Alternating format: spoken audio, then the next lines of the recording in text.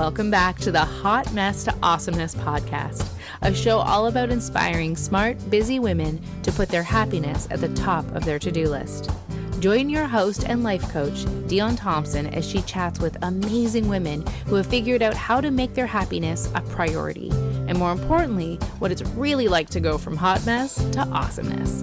And now, on with the show. Welcome, ladies, to the break that every busy woman deserves. Squeak toys. That's good. That's going to be fantastic for recording. It's just going to be like a little extra joy added to our conversation. Christine, I'm looking forward to it. Thank you, Christine, for our fun dance party. I love the music selections from everybody because it's like, ooh, insights into their soul. Right? Yes. And because XYs from the I was not familiar with that, so I listened to like 4 different versions. I'm like, oh, what is all of this? Oh, it's very exciting. And the live version, a cartoon version. I'm like, oh yeah. So anyway. Yeah, it's Jonathan actually discovered it on Spotify. It's a musical that was just released a few years ago in Britain. So it's like a brand new musical. It's only been done once in Canada, and I'm like, as soon as the rights are available for community theater, I'm directing that play. Absolutely. It might be 20 years from now, but it's on my list.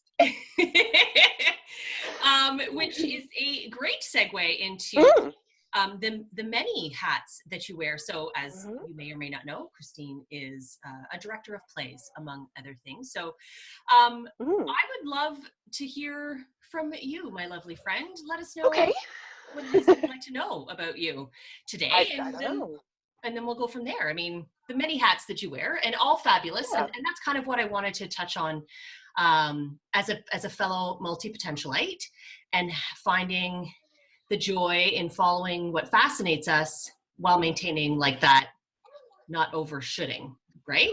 Right. And that has been a really big balance and lesson for me growing up, because I've always been this way. I've always been multitasking, always been like involved with, like at school, it was like, okay, I did drama and choir and volleyball, and I think I was on the Reach for the Top. Do you remember that show, Reach for the Top? There was a school Reach team. I was, I did that, like all of this stuff. And then I went down to university, and that didn't work out so well. It was in Windsor, but then I lost myself for a little bit because I wasn't doing anything. I was like working. I worked, and I was on midnight, so I slept, and nobody was awake when I was awake, and all these fun things. So I lost myself a little bit. And then when I moved back to Midland, same thing. I was like just working at Tech Forum, hanging out, drinking at the bars, having fun. And then I started working at the pub, and a very lovely fellow by the name of Stephen Hartnell. I'm sure if you know Huroni players, you know Stephen Hartnell, or Skip. Everybody knows him as Skip at Sellerman's. He is like, when I was working at Sellerman's and he was a patron, he's like, you need to audition for this play. And I was like, no, it's not my thing. And I was like, oh my God, it's totally my thing. So I went, and I just did all I could at the audition. And I was like, I'm not going to get the part. It's like, this is not going to happen. And then the director's like, no, you got the part. And I was like, oh, goody. I get to wear pink spandex and have my pants split on cue. Excellent. I can't wait for my first foray into players community theater. But if I hadn't have done that, I would never have met my husband and gotten so involved with the Huroni players. I've been in multiple plays, learned how to stage manage, got the director's bug from that as well, because I'm a leader. I need to do things. I need to tell people to do things. And it's what I do. It's I direct. It's just who I am. It's part of what I do. And it's like my music collection. Like there was a bonus challenge for the challenge I'm doing right now with Deanna and her team. And one of the bonus challenges was your 5 top songs to make you move. And I was like, no, that's like asking me what my favorite book is. Like, you need to narrow it down. Okay, so 5 favorite songs to move. Okay, that's something I can do, because Same with reading. Like I can't pick one favorite book. It's like, well, what kind of mood am I in, and what kind of what's the weather like outside, and is it this summer, or like there's so many factors in. And I almost messaged you like every day, twice a day, to like, no, do these songs instead, and do these songs. And I was like, no, stop, just pick what and even last night I was like, if you need a fourth song, Yeah. I was like, yeah, that's just me, and that's my life, and multitasking is what I do. Right. And you also have, I mean, 2 other businesses. Well, yeah, Right. that's the fun stuff. My actual work stuff is being a massage therapist, which is my favorite. It's my favorite. I was the way I fell into it. It was literally like the universe opening up, going, do this. And I was like, oh, right, that's what I should do. And then from there, I am an instructor now at the college that I went to get my program. So they're familiar with me. So now I'm instructing massage, which should be fun tomorrow because I have to do it online. Right. So we'll see how that goes. But that's tomorrow's problem. That's not today's problem. And then I also fell into selling tea because my husband and I just drink copious amounts of tea. And yes. So and that, because massage therapy it nurtures my healing that I want to bring to the universe. I want to heal people, make people feel better, but I can only do it one-on-one. So the social butterfly in me requires something else, and that void gets filled a little bit with the tea and socializing and bringing people together over a delicious cup of tea. And so my brain's like, okay, that's fascinating that you are making that, I don't want to say distinction, but you're making those alignment pieces. So what is some of, like, what draws you? How, because there's shiny object syndrome. Sure, that's one thing. And I have lots of that. Oh yeah. But then it's, when the shiny object gets dull, but you still love it, right? Like, so what are you drawn to? What keeps you engaged in the different things that you do? So for, you said the healing component with the massage therapy, and that very much with the directing, and maybe that's not the 100%, but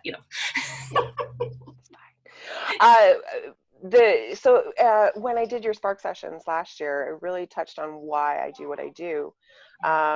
And so for me, the theater allows me that creative outlet. It allows me to problem solve. It allows me to think outside of the box, if you will, for cliches. But it gives me an opportunity. My favorite part of a play is when it's been decided that, yes, we're going to work on this play.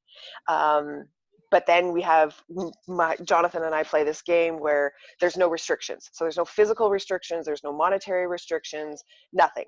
If you could do the play the way you want, how would you do it? And then we start to go, that would be, do you think we could do this? And I mean, some things are ridiculous. Like, we'll never be able to fly in a set. We don't have the physical space to do that. But then we're like, but could we use the back and maybe have projections? And so we have all these creative ideas, and that's one of my core values, is that creativity and that problem solving, and how do we make this work, and how does that happen? And I love that. With the massage, it's again that healing touch, that providing somebody else with comfort, providing somebody else with care. That provider in me needs nurturing, and it's reciprocal. I've come home from a day of massages, and my husband's like, "Are you okay?" And I'm like, "No, I'm just blissed out. Like I gave good energy, and I got good energy back. Like, it's just this beautiful connection." And it's also yes, Melanie, exactly. And people talk, and some people don't, some people do, but yeah, we have that. What else do you need to tell me? But I'm able to provide this healing energy, and I'm able to heal myself a little bit as well through it, because it's one thing to give a good massage, know you gave a great massage, and then have that somebody get up off the table and literally go, oh, that was fantastic, or that was amazing, or I didn't even know I had that spot. That's my favorite. I didn't even know I was sore there. And I was like, dude, your shoulders are up by your ears. Like, how are you not? Okay, here's what we're going to do. And then providing them with home care if they need the home care, and just being responsible and being available to them. And then the tea stuff is that social side. Friendships are very important to me. Loyalty, not loyalty so much so in that like, oh, you're loyal to me, but that social construct that we need, like that village, build that village, have those people in your life, people that you know, people that you love, and people that you trust, are the three big ones for me. Like, do I know them? Do I love them? Do I trust them? And I grew up in my 30s where I was like, these people aren't working for me. Like, and it took a while to realize that just because I had a lot of people I hung out with didn't mean I had a lot of friends. But I'm also one of those lucky people that have friendships from kids I went to elementary school with. Like, my best friend Hyde, she's over in Germany right now with her family, and I'm just like, she's my hairdresser, but at the same time, she's also like my best bud. And I think we went to grade 1 together. She was in the afternoon kindergarten class. I was in the morning. So we didn't meet till grade 1. But, and of course, ups and downs throughout life. So that's for me. That's how it fits. It all fits together. And there's some overlap as well. But that's all three of those big jobs that I do. They fill that niche. Because again, teaching, education, learning, that's always a part of what I do as well. Like learning new things all the time. And with the massage, it's really awesome. Although they're in the middle of changing their continuing education units. They're in the midst of changing that program, but it's a requirement that we stay on top of the research. We stay on top of what is known and what by science and evidence-based and all of this stuff, and that speaks to my logistical, like, this works because it's science and like it's been proven, and it's not just anecdotal, and it's not just, so I'm able to and to pass that knowledge on to other people. I always get upset when people are like, well, those who can do and those who can't teach. And I'm like, no, that is not how that works. Because, and you knew, like when I went to college, and like, you knew what teachers were good and what teachers weren't. So how do I balance myself? That's an excellent question. My husband and I have an app on our phone called Cozy, C-O-Z-I.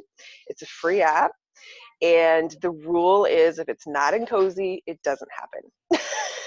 So I have a purple dot, he has a blue dot, Sophie has an orange dot, Kayla has a yellow dot, and there's a green dot for like things we might want to do. It's like NB, like it's like we might want to do that, and it's on this day, but we're not sure yet. So scheduling is definitely a big part of it. Communication with my husband is also a huge key factor in balancing everything between my stuff and my girls. I am only part-time at the college, so I'm usually there only once or twice a week.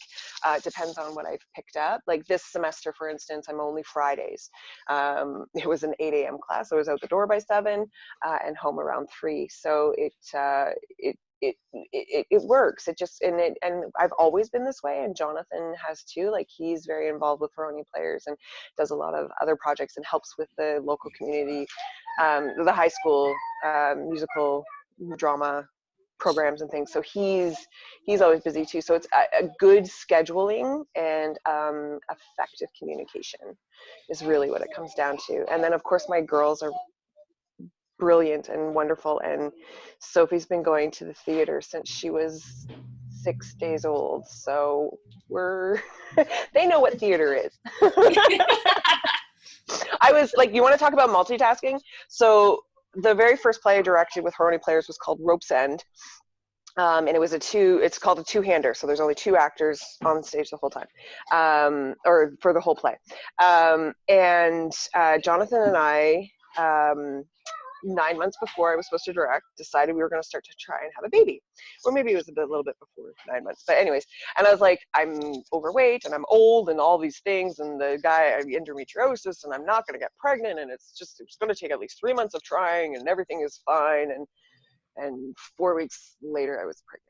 So directing and pregnant at the same time. And I was like, oh, no, it's fine. It's fine. The firsts are always late. It's going to be fine. It's going to be fine. So he was 2 weeks early. And she came on the Wednesday, 2 weeks before we opened. And then I got to finish the last 3 rehearsals with her in her, had a wrap, that baby carrier wrap thingy, and I was breastfeeding in the audience, giving direction, and it was just, yeah, that's what I do. I can't not do anything. Same with like when we got married. We got married July 16th. I opened my business July 4th. Like it's fine. It's fine. That's right. So I have a thank you, Christine, for asking a question. That's awesome. It was because you can hear your brilliant little people, and yes, you know that they're there. I'm interested in how, so I love that you are aligning, or that, you know, whether you knew it before at a soul level, but you're aligning your values with what you do and seeing those connections. So now, as well as sort of the before now, how did you use those as anchor points to say no to things? Because obviously there is no's, or there is not right yet. There's right? There's a lot of that. So I just look at things because I was always the yes. Yep, I'll do that. Yep, I'll put it on the schedule. Yep, I'll get to that. Yep, I can do that. Oh, you want me to work overtime? Yep, I can. Like I was always the boss. Always asked me first because I was almost always guaranteed that I'd say yes. And I don't know if it was official burnout. Like, I don't think it was an actual official burnout, but I was like, I would get angry really fast, or I would be like, oh, like muttering under my breath. Yeah. And at one point I was like, this isn't doing anybody any favors. I was grumpy to be around. People didn't want to hang out anymore. Or it was like, what people stopped asking me to do things. So they're like, well, you're busy. And I was like, yeah, but it'd be nice to ask. Well, okay. So when I was able to look at what brought me joy, and I know that sounds, again, cliche, but I was looking at like, what does bring me joy? What does bring me a challenge? Because challenge is also what I enjoy. It's a healthy kind of challenges, like the like, can I conquer this and do this? So it was easier to say no to the people like at work and acquaintances. It was harder to say no to family. That's one I still sometimes struggle with. And the reason for that is because family is so important to me, right? Like they're so important. So having, would you say, would you say that then it's not that it's a clash in values, it's that they're so close, right? Like that it's being able to find, again, that elusive word balance, but to be able to find that space in between where you still feel honored and, you know, you're honoring all of the parts of you, right? And I'm trying to be able to do that. I know, like, my mental health took a big kick last year. And I was like, yeah, and I did the sparks, and I was like, yeah, and the women on front of me, yes, this is awesome. And my body's like, guess what? Here's a big boulder for your bile duct. Yeah, thanks. And then I was hit again in September with a major episode, which I'm still struggling with, actually. And I reconcile myself with it. This is definitely chemical. It's definitely biological. I talk to Jonathan about this all the time. I have no reason to feel the way I feel. The anxiety was a new thing for me too. That happened after Kayla. So Kayla is my second. I didn't have any PPD or PPA with Sophie. I was at risk. I was high risk, but it was fine. I was like, yeah, we got through. We had the normal like first time parent things. But then with Kayla, it was like I was just slammed with anxiety. And I'd never dealt with that before. I'd never dealt with like this panic of what am I doing?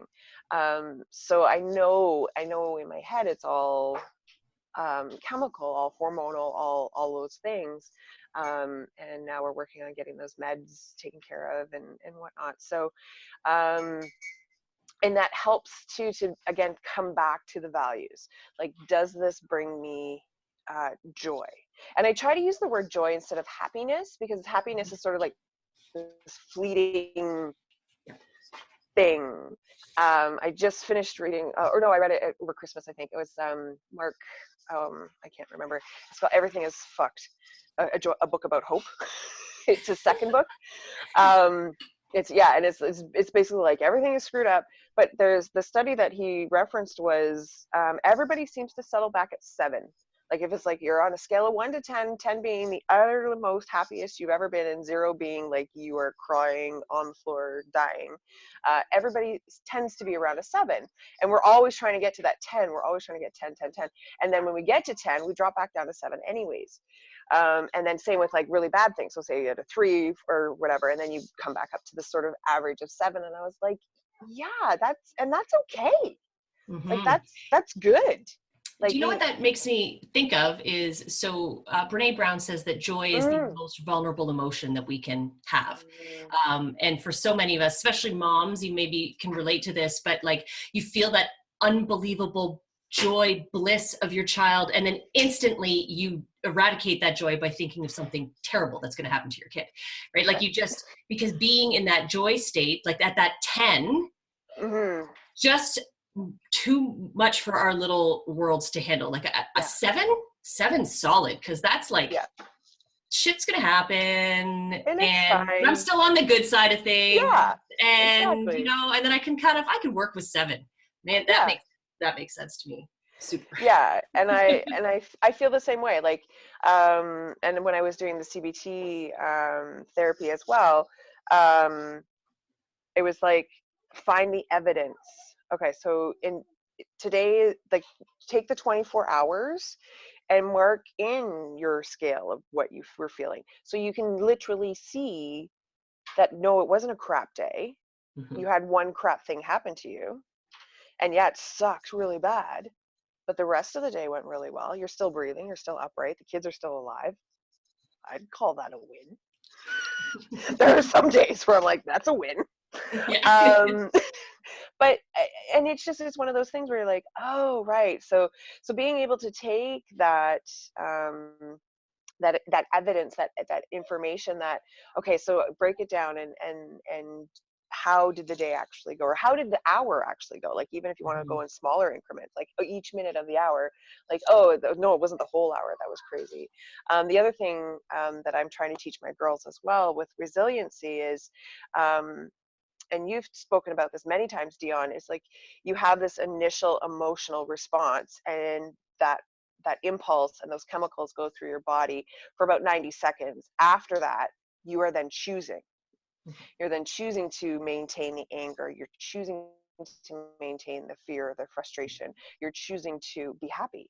You're choosing to let go. You're choosing. So we're trying to teach the girls that too. Like, if there's a huge disappointment, for instance, skating carnival was canceled, that's really sad, and you can be sad about that, and we can be sad about that all day if you want, or we can be sad about it now, talk about why it's sad, and then maybe make a plan to put the costumes on and take pictures to send to Grandma and Maggie G and everybody. So I'm trying to teach my kids that, and I'm finding that by me trying to set the example for the kids, I'm now living the example. What? I'm resilient? I can choose joy? No. Mindfulness? What is, so it's been wonderful to have that opportunity to do that. So awesome. It's good stuff. I love that. And I'm visualizing, I'm seeing your little chart. I'm seeing the day, right? And I'm like, and then looking at each experience, because my youngest does the same thing. Like, this is the worst day I've ever had, and it's you know, all or nothing. It could be first thing in the morning, or it's the last thing, go to bed, and she's like, everything was awful. I'm like, really? Because I'm pretty sure you just ate cotton candy, which is probably why you're having this moment. But aside of that, right? Like, so, but what I sort of saw in my head as you were saying that is being able to then identify either the neutrality or the opposite of what the one moment that we're focusing on. And then even like an added component to that would be to take the experiences to then, you know, because I'm all about fortifying your brain, right? I'm all about like enhancing the good, and how do you not just see it on the line, but how do you install it so it becomes what was Tuesday like? I know what Tuesday was like. Tuesday was this, right? And taking those things and even taking out those values and going, run those things through your values and go, well, it's because I hit all my things, or it's because I was connected with my family, or I was able to do the thing that I know brings me joy. And then it just enhances and thickens and makes everything deeper and those connections deeper. And again, I love the modeling. I truly believe that in order for our children to become the people we dream them to be, we have to be that first. And then they get to see it firsthand, so they know where they're going, right? And I just love the tools that you're introducing, and I love how you don't there's no sugar like on top of this is what is happening, and this is how we go here and then here, and this is how we come back, and that's the skill, because you're never going to stop your children from plummeting down into a pit. But we can teach them to climb back out, and they have to be able to see that happening. Again, they're great mimics and terrible interpreters. They're not going to go, I know my mom's hit hard times. I've never seen them, but I know she must have, and therefore I can too. That's not how it plays out. So I just want to say and oh yeah, thank you. And we are both, Jonathan and I are very forthcoming with our children about my mental health and his mental health and their mental health. And the schools are doing a great job too now too. Like Sophie and Kayla both have yoga positions, and I was like, who taught you this? Oh, this at school, and I do the tree, and this is the tree, mommy, and it's going to bring you back to the green zone. I was like, yes, green zone. That's we're all about the zones here. I don't know anybody has kids, you know, the zones. But we're very forthcoming with them. Like if I'm particularly anxious or particularly depressed and I can't get out of bed that day, or I can't leave the house that day, we talk about mommy having a bad brain day. And we talk about how mommy is trying to cope with that, and hugs are very useful, and or sometimes they can't be touched. So they understand when mommy's in that sort of situation. I'm like, I still love you. I will love you always. This is, it doesn't change. The fact that I can't snuggle with you doesn't change that I don't love you, or that I do love you, or whatnot. And we're very open with the girls. And Sophie will come to me, and she's like, you know, there was one day I couldn't get out of bed, and she's like, mommy, it's okay, you can try later. And I was just like, yes. Oh my God, mommy, you can go now, and if you want, you can come home later. Like, you don't have to stay the whole time.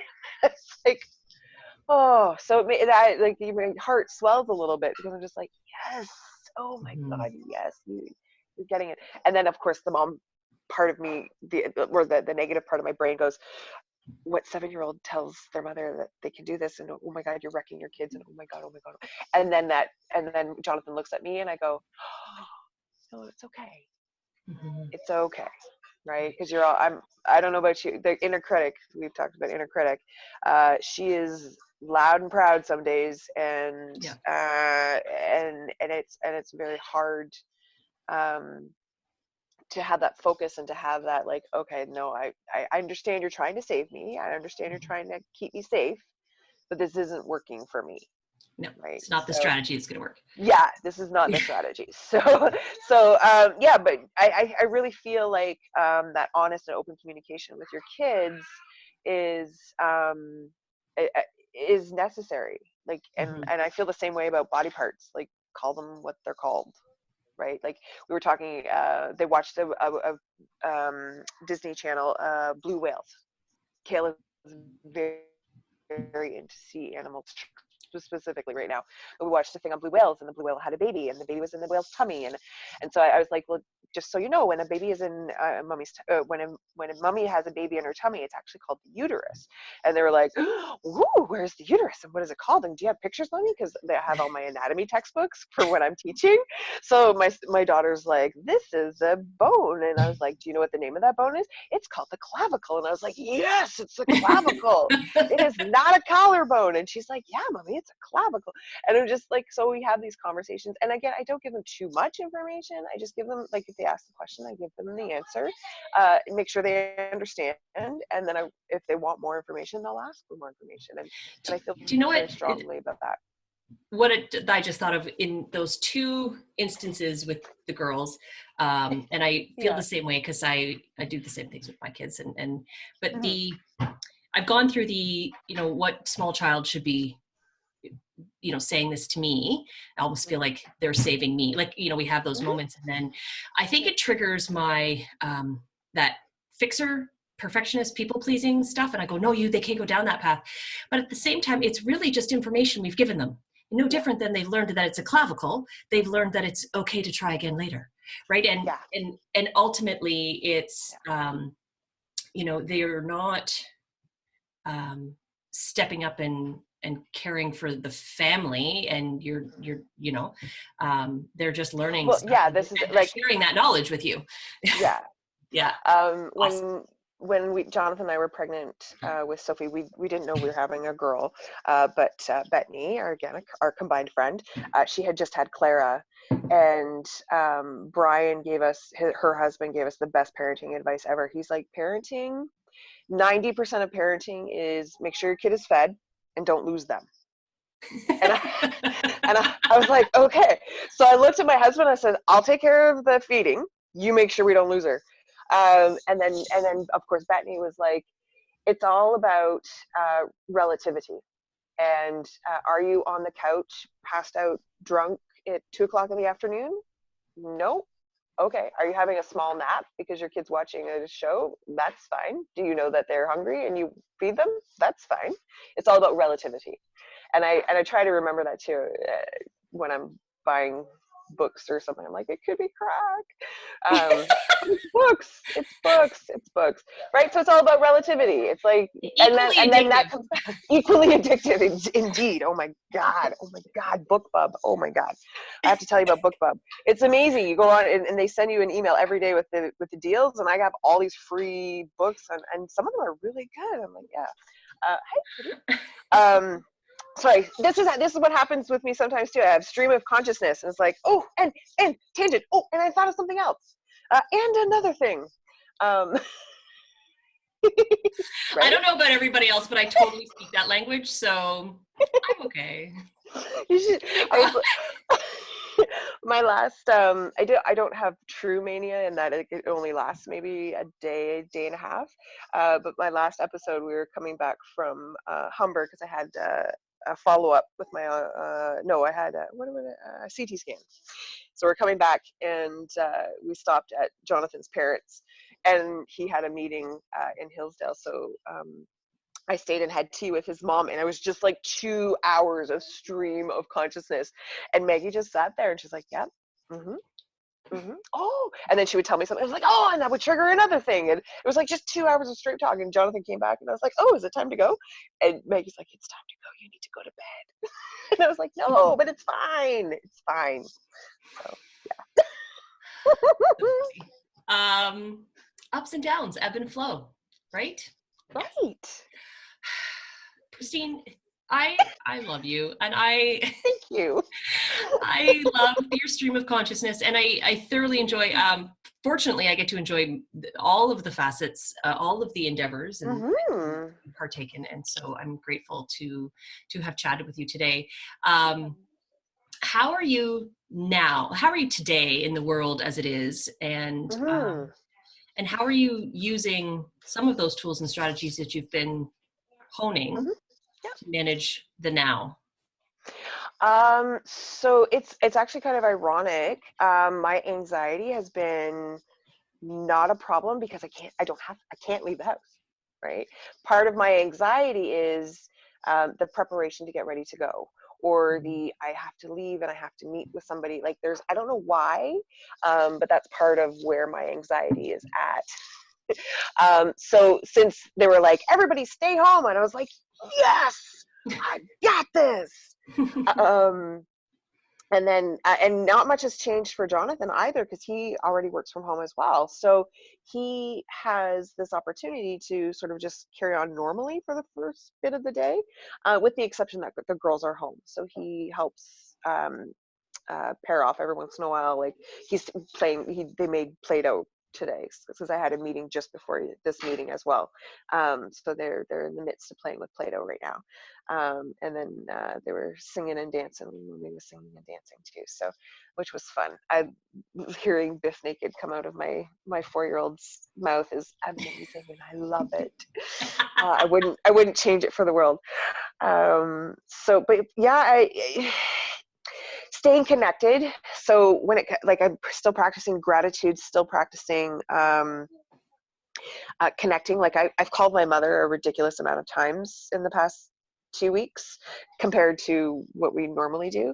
But it's just I'm checking in on my mom, and I haven't talked to her in a while, and randomly checking in with people through either Messenger or texting or whatever. Has been a good opportunity to start practicing that. And why don't we do that more? Why don't we check in more? Right.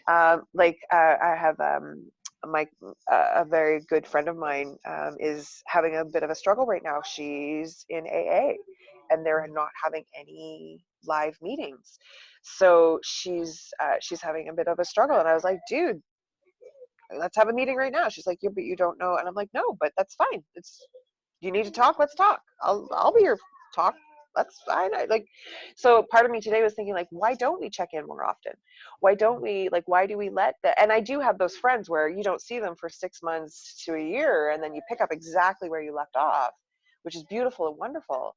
But then at the same time, why aren't we checking in? So for me, this whole stay home and do your thing, it's made me realize the things that I'm grateful for really are important to me. My family, technology, of course, and being able to really just take advantage of that time to reconnect with myself, reconnect with my kids in a different manner. Like I had to teach them this morning, and I was just like, why am I doing this? I had too many glasses of wine last night, and the tea hasn't kicked in yet.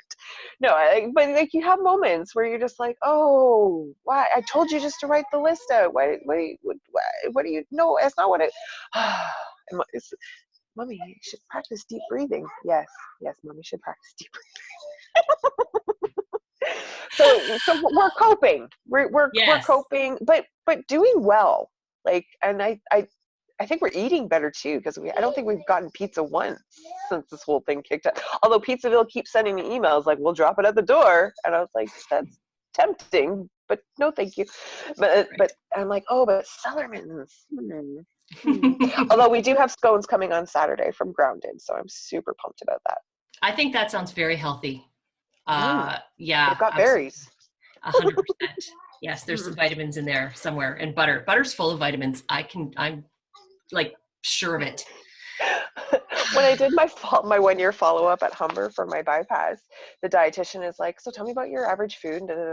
So I'm like, yeah, I have I put a drop of honey in my tea, and I sometimes will have my vegetables with a dab of butter, just a tiny bit, just to give it some flavor, or whatever. So after, she's like, you're doing really well, you're staying on track, that's fantastic. I have just two small suggestions for you. And I said, oh, okay. And she goes, so switch out your honey for something like stevia or sweet and low. And I went, and she goes, and you really should not eat butter, you should probably have basil. And I was like, and then I left and I went, hard no.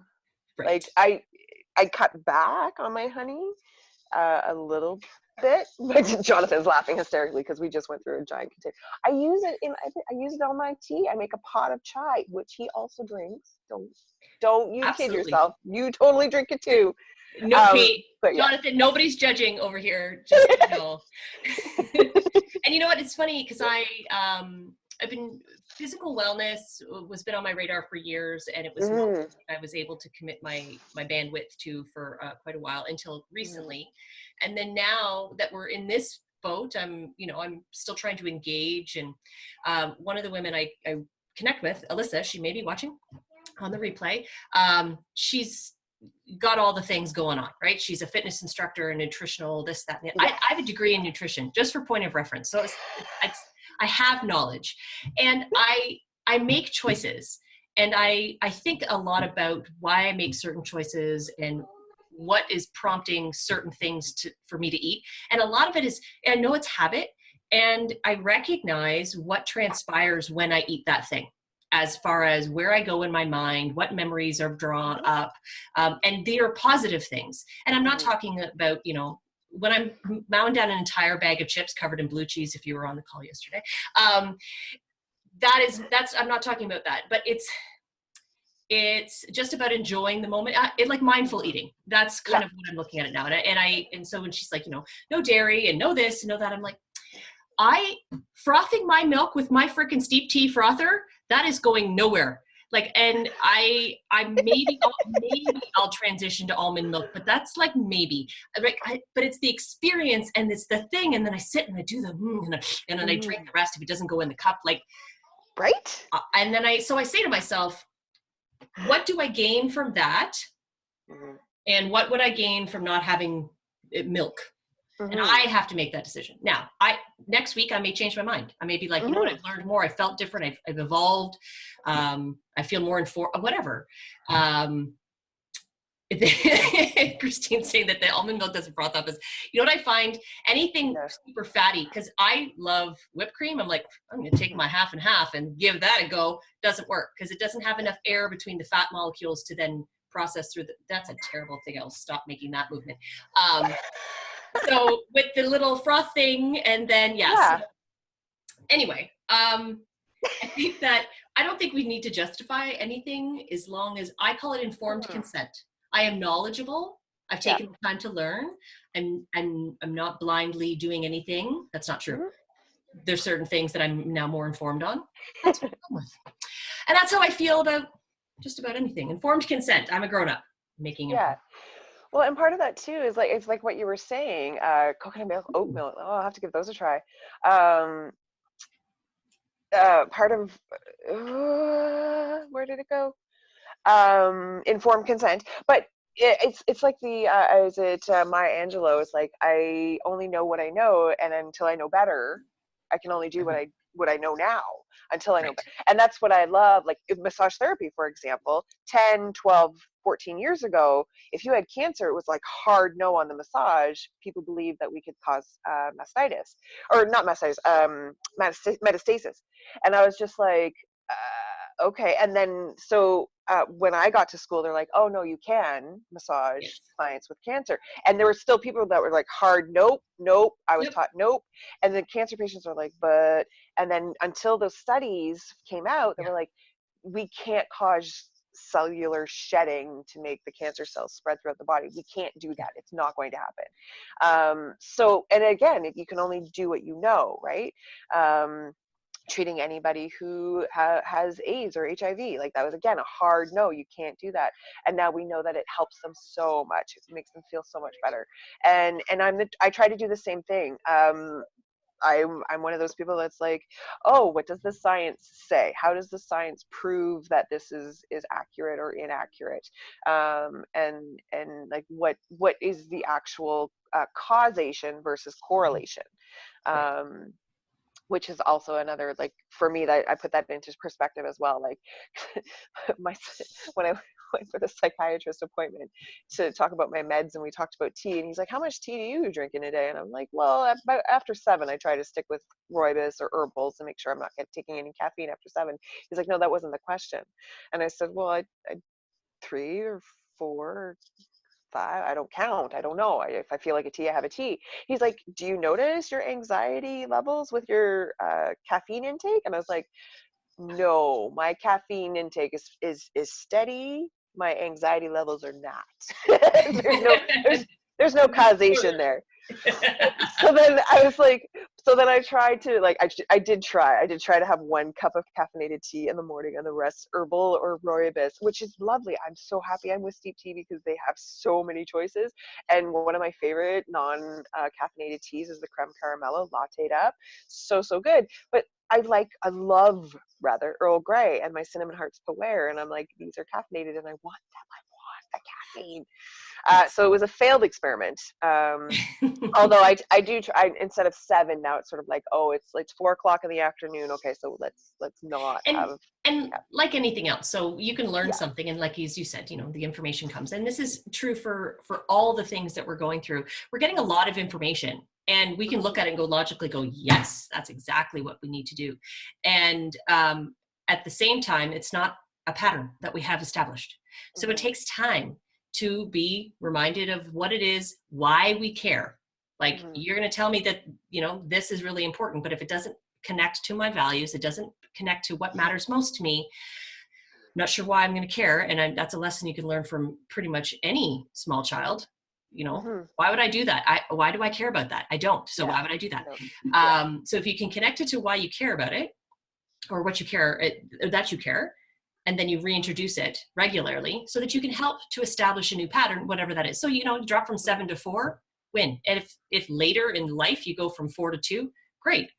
Yeah. Whatever. And I think that acknowledging where we are now, like I have shifted a lot of things, not just food, but certain behaviors where it's like I do less of, and I do more of what I do that aligns with what I want. Okay, great.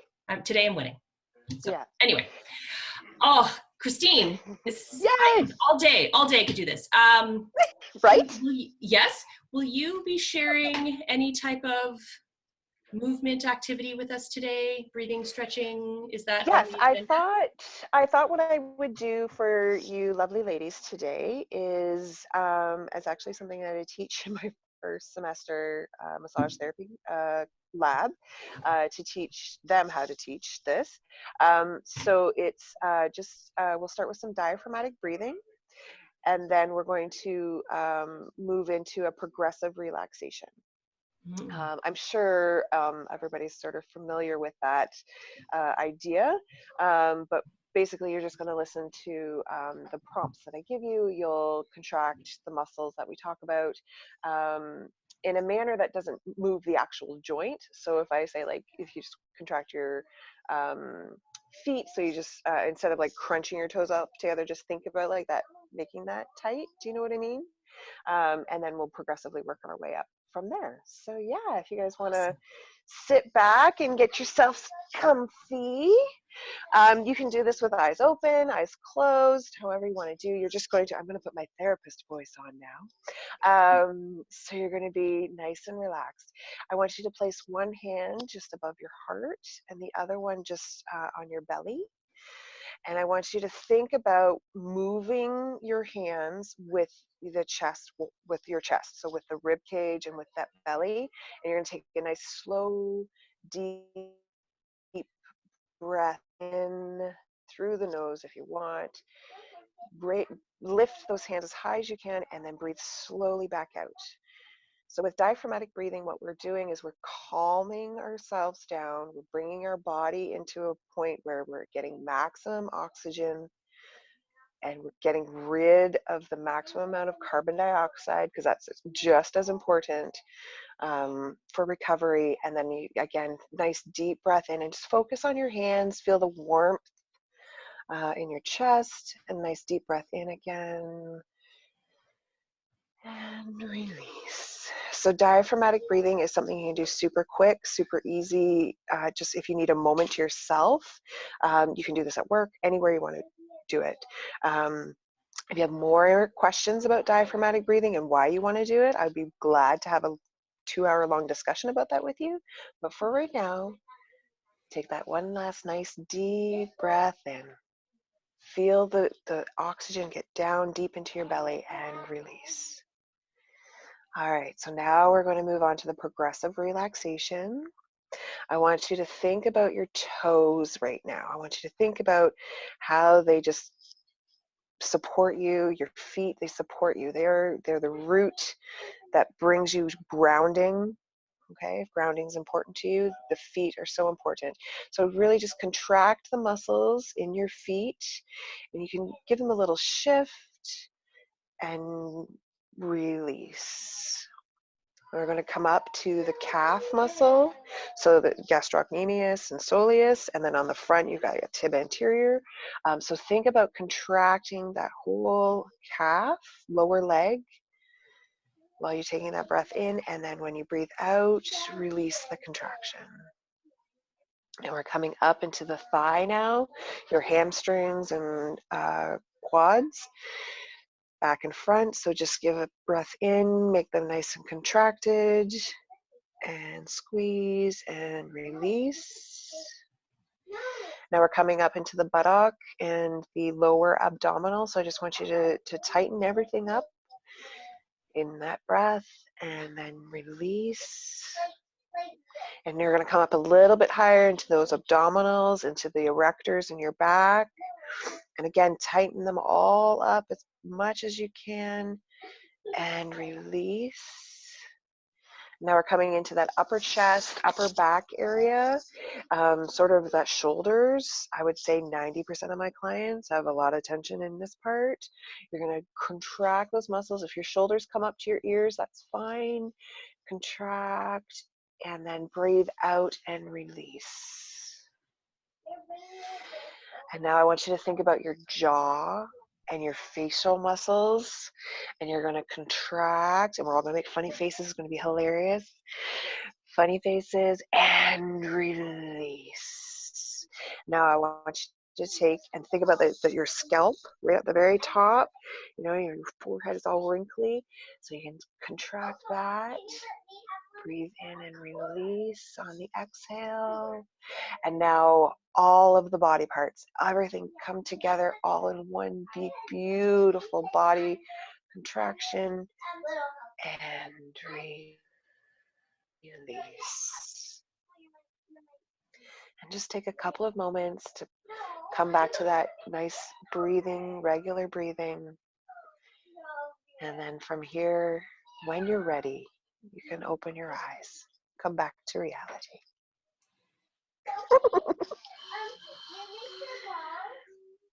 And this is something I've actually started Sophie doing this at night when she comes out from bedtime. She's been quiet for about 10 minutes, and she's like, "Mommy, I'm having trouble falling asleep." So we'll either do this together, or she'll do it on her own, a progressive relaxation to come up together. And then she did it to me the one day. I was in bed, and she came up to me and she's like, "Mommy, let's do progressive relaxation." I was like, "Dude, let's do this." Oh, sorry. I call my girls dude. I don't know why. I just do. It's dude is non-gendered for me. So if I call you dude, please don't take offense. It's a love endearment for me. So yeah, I love it. But yeah, we do the progressive relaxation all the time. So diaphragmatic breathing, great for muscles. Anybody in the health sciences, you know, oxygen is super important. Get rid of the carbon dioxide. But it also it forces you to focus. And one thing I've learned about the brain that I think is really interesting is your brain cannot relax unless it's focused on something. Like if you need to think about one thing for your brain to relax. Otherwise, you get that squirrel in the maze, and that's where my insomnia kicks in. Whereas the opposite is true for your body. Your body needs to do nothing for it to relax. So the progressive relaxation helps remind the muscles that they need to let go. Yes, that was awesome. Thank you. Yay. And You're welcome. Part of this recording, by all means, you know, zing back, and something could use probably on the day-to-day right now. So I know for me, my emotions sort of run the roller coaster on the every day, and then inadvertently show up when I'd least expect it. So to be able to use something like that, or a guided meditation, depending on, and that's something I can do. I don't need to plug it in my phone and getting out an app. I can literally just walk myself through that. And the other side of it too is you can make it as long or as short as you need it to be. Like if you need to do 3 squeezes of your feet and then move up to the calf, that's fine. Make it as long or as short as, I'm only my arms, like we missed arms, so you can add the arms in, and you can do the hands and feet as well. Like you can make it your own, and that's why I really like it, because it doesn't require any technology. You can sort of do it yourself. You can do it sitting, you can do it lying down, you could do it in a yoga position. Like you could do, it's just take it with you in the car. That's awesome. Yeah. Oh, thank you, my friend. Thank you for being here. Thank you, everybody, for joining us today. Thanks for tuning in. Hope you enjoyed the show. Join Dion again next week to learn more about what you can do to go from hot mess to awesomeness.